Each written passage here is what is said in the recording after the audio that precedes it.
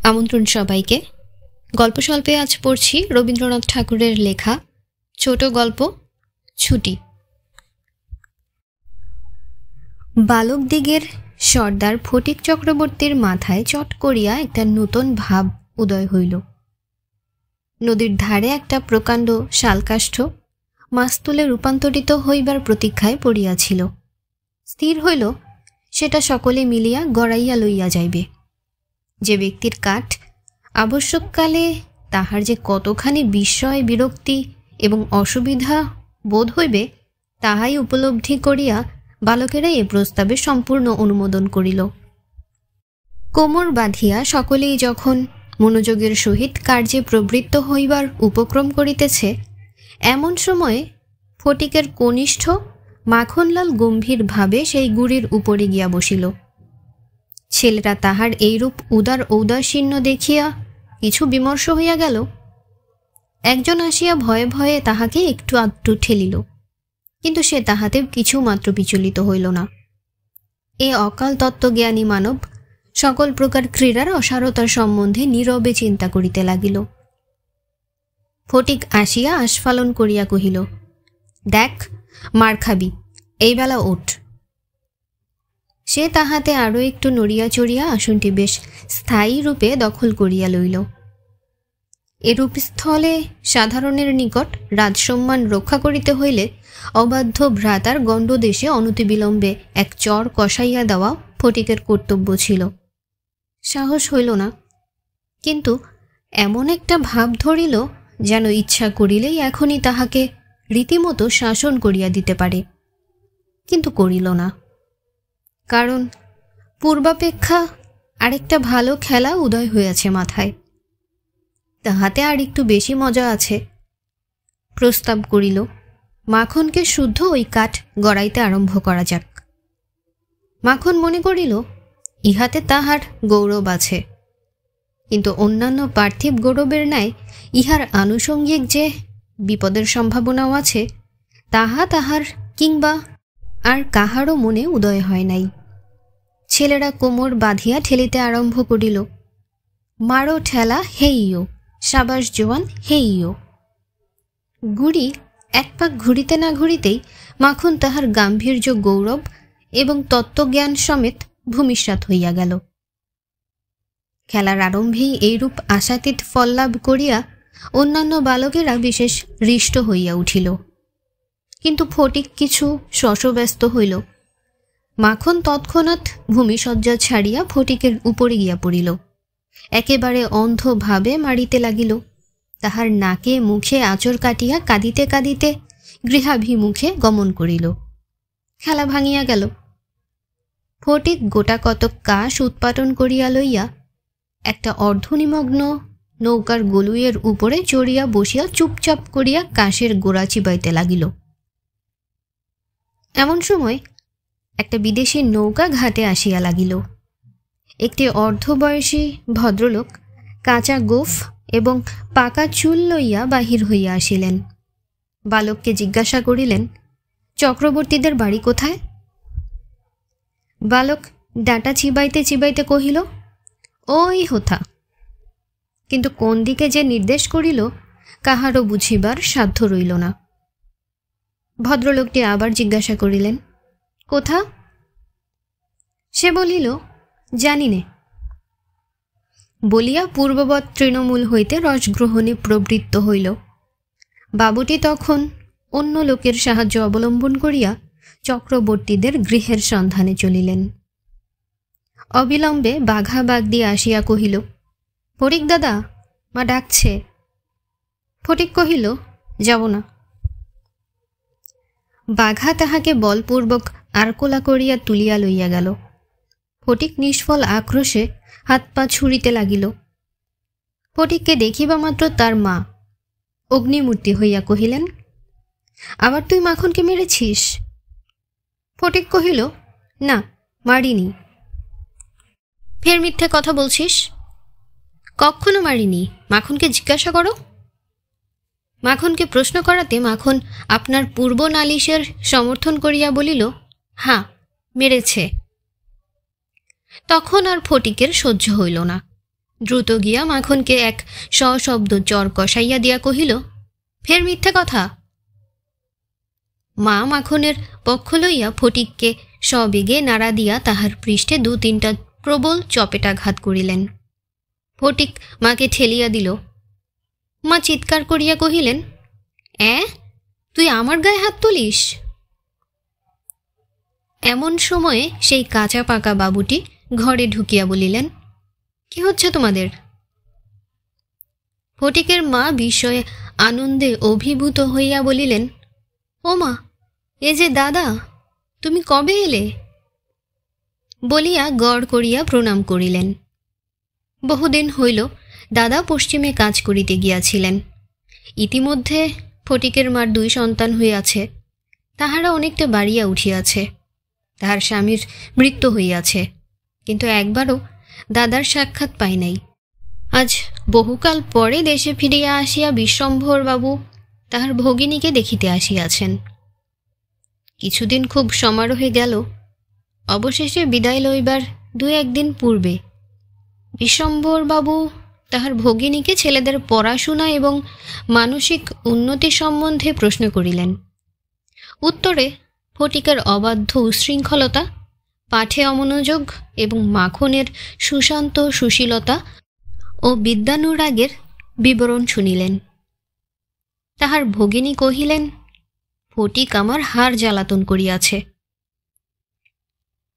শুনিয়া বিশ্বম্ভরবাবু প্রস্তাব করিলেন, তিনি ফটিককে কলিকাতায় লইয়া গিয়া নিজের কাছে রাখিয়া শিক্ষা দিবেন। বিধবা এই প্রস্তাবে সহজেই সম্মত হইলেন। ফটিককে জিজ্ঞাসা করিলেন, কেমন রে ফটিক, মামার সঙ্গে যাবি কলকাতায়? ফটিক লাফাইয়া উঠিয়া বলিল, যাব। যদিও ফটিককে বিদায় করিতে তাহার মায়ের আপত্তি ছিল না, কারণ তাহার মনে সর্বদাই আশঙ্কা ছিল কোন দিন সে মাখনকে জলেই ফেলিয়া দেয় কি মাথায় ফাটায়, কি একটা দুর্ঘটনা ঘটায়। তথাপি ফটিকের বিদায় গ্রহণের জন্য এতাদৃশ আগ্রহ দেখিয়া তিনি ঈষৎ ক্ষুণ্ণ হইলেন। কবে যাবে, কখন যাবে করিয়া ফটিক তাহার মামাকে অস্থির করিয়া তুলিল। উৎসাহে তাহার রাত্রে নিদ্রা হয় না। অবশেষে যাত্রাকালে আনন্দের ঔদার্যবশত তাহার ছিপ, ঘুড়ি, লাটাই সমস্ত মাখনকে পুত্র পৌত্রাদিক্রমে ভোগ দখল করিবার পুরা অধিকার দিয়া গেল। কলিকাতায় মামার বাড়ি পৌঁছিয়া প্রথমত মামির সঙ্গে আলাপ হইল।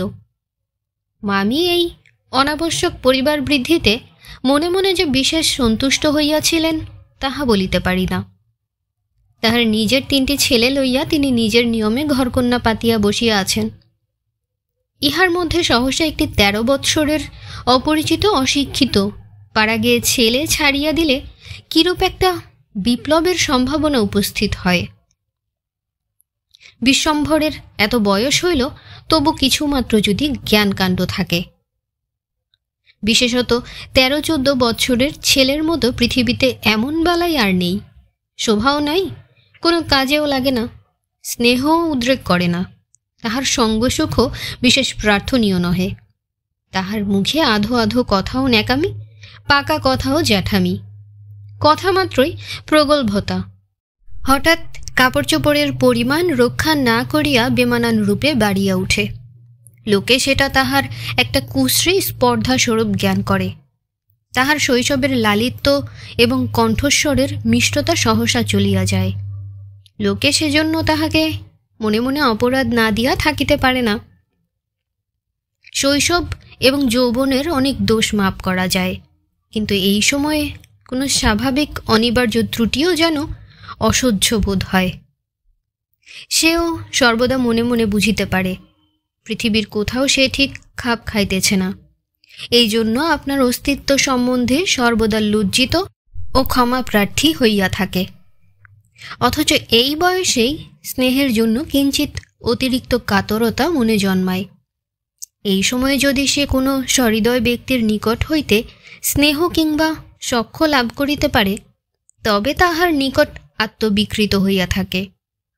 কিন্তু তাহাকে স্নেহ করিতে কেহ সাহস করে না, কারণ সেটা সাধারণে প্রশ্রয় বলিয়া মনে করে। সুতরাং তাহার চেহারা এবং ভাবখানা অনেকটা প্রভুহীন পথের কুকুরের মতো হইয়া যায়। অতএব এমন অবস্থায় মাতৃভবন ছাড়া আর কোনো অপরিচিত স্থান বালকের পক্ষে নরক।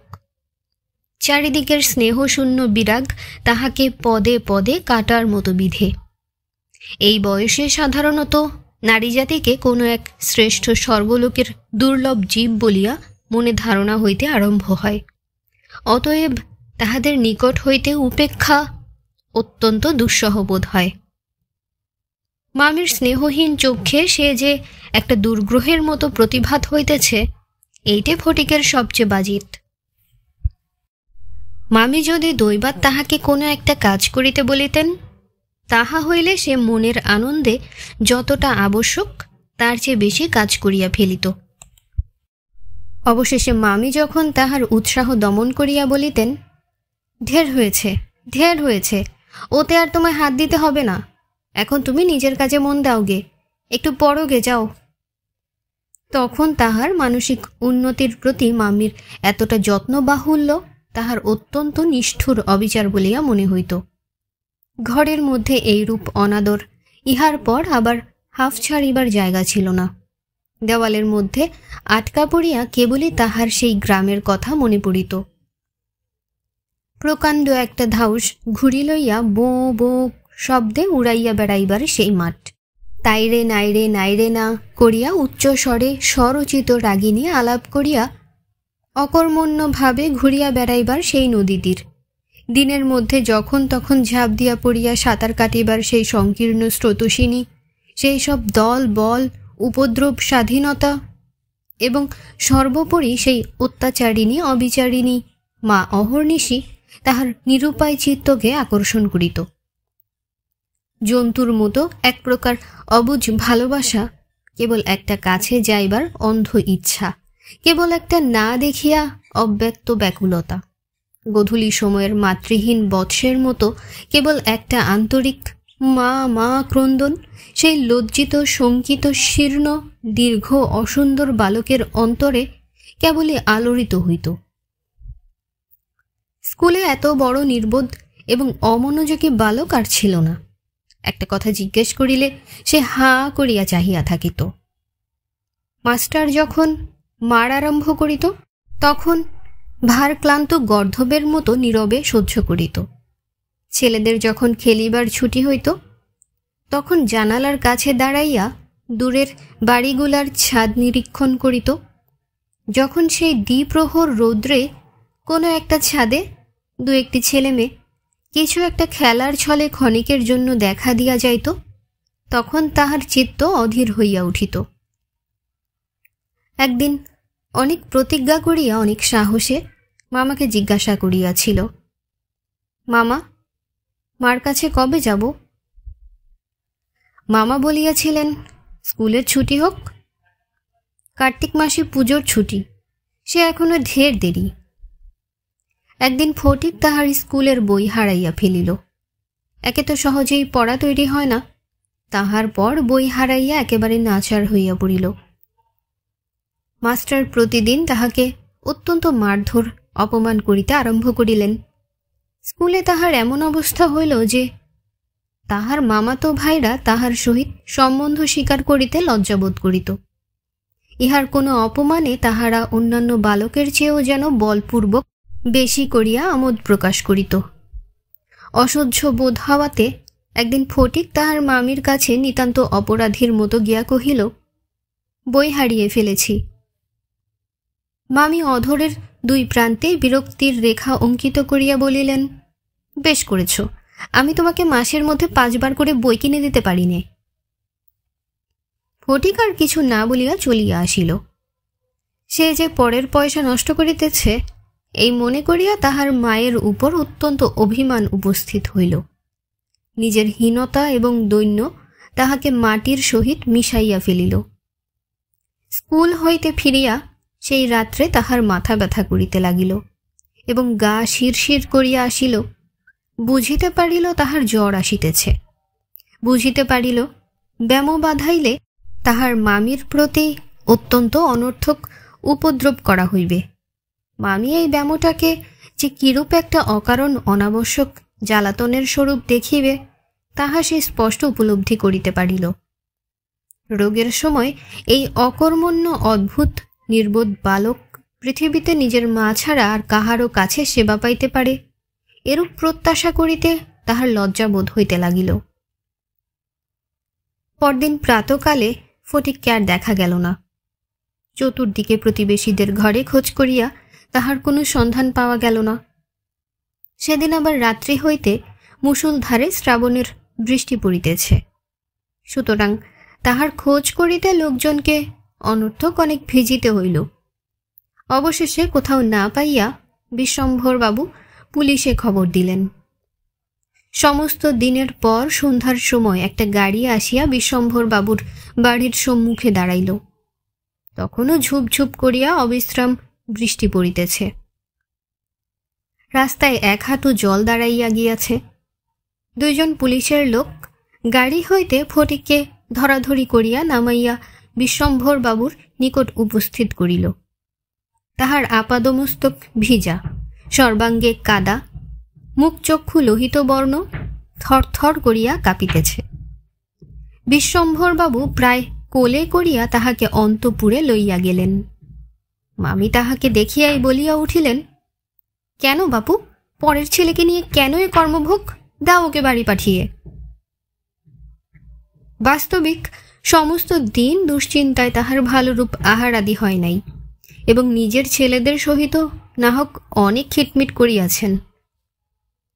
ফটিক কাঁদিয়া উঠিয়া কহিল, আমি মার কাছে যাচ্ছিলুম, আমাকে ফিরিয়ে এনেছে। বালকের জ্বর অত্যন্ত বাড়িয়া উঠিল। সমস্ত রাত্রি প্রলাপ বকিতে লাগিল। বিশ্বম্ভরবাবু চিকিৎসক লইয়া আসিলেন। ফটিক তাহার রক্তবর্ণ চক্ষু একবার উন্মিলিত করিয়া কড়িকাঠের দিকে হতবুদ্ধিভাবে তাকাইয়া কহিল, মামা, আমার ছুটি হয়েছে কি?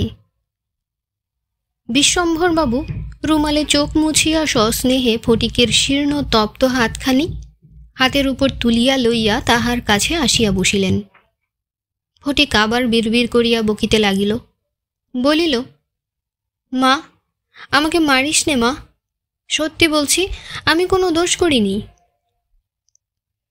পরদিন দিনের বেলা কিছুক্ষণের জন্য সচেতন হইয়া ফটিক কাহার প্রত্যাশায় ফ্যালফ্যাল করিয়া ঘরের চারিদিকে চাহিল।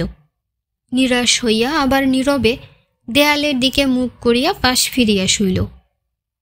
বিশ্বম্ভরবাবু তাহার মনের ভাব বুঝিয়া তাহার কানের কাছে মুখ নত করিয়া মৃদু স্বরে কহিলেন, ফটিক, তোর মাকে আনতে পাঠিয়েছি। তাহার পরদিনও কাটিয়া গেল। ডাক্তার চিন্তিত বিমর্ষ মুখে জানাইলেন, অবস্থা বড়ই খারাপ। বিশ্বম্ভরবাবু স্তিমিত প্রদীপে রোগশয্যায় বসিয়া প্রতি মুহূর্তেই ফটিকের মাতার জন্য প্রতীক্ষা করিতে লাগিলেন।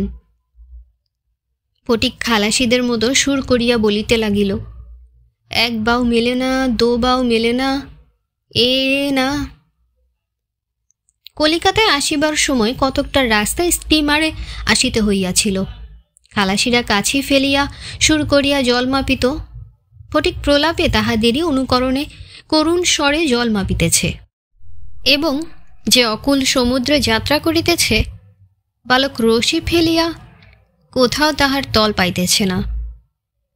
এমন সময়ে ফটিকের মাতা ঝড়ের মতো ঘরে প্রবেশ করিয়াই উচ্চ কলরবে শোক করিতে লাগিলেন। বিশ্বম্ভরবাবু বহু কষ্টে তাহার শোকোচ্ছ্বাস নিবৃত্ত করিলে তিনি শয্যার উপর আছাড় খাইয়া পড়িয়া উচ্চ স্বরে ডাকিলেন, ফটিক, শোনা, মানিক আমার। ফটিক যেন অতি সহজেই তাহার উত্তর দিয়া কহিল, অ্যাঁ। মা আবার ডাকিলেন, ওরে ফটিক, বাপধন রে। ফটিক আস্তে আস্তে পাশ ফিরিয়া কাহাকেও লক্ষ্য না করিয়া মৃদুস্বরে কহিল, মা, এখন আমার ছুটি হয়েছে মা, এখন আমি বাড়ি যাচ্ছি। গল্পস্বল্পে আপনারা শুনছিলেন রবীন্দ্রনাথ ঠাকুরের ছোট গল্প ছুটি। আজ এখানেই শেষ হচ্ছে। গল্পস্বল্প ভালো লাগলে সাবস্ক্রাইব করে আমাদের সাথেই থাকুন। ধন্যবাদ। আল্লাহ হাফেজ।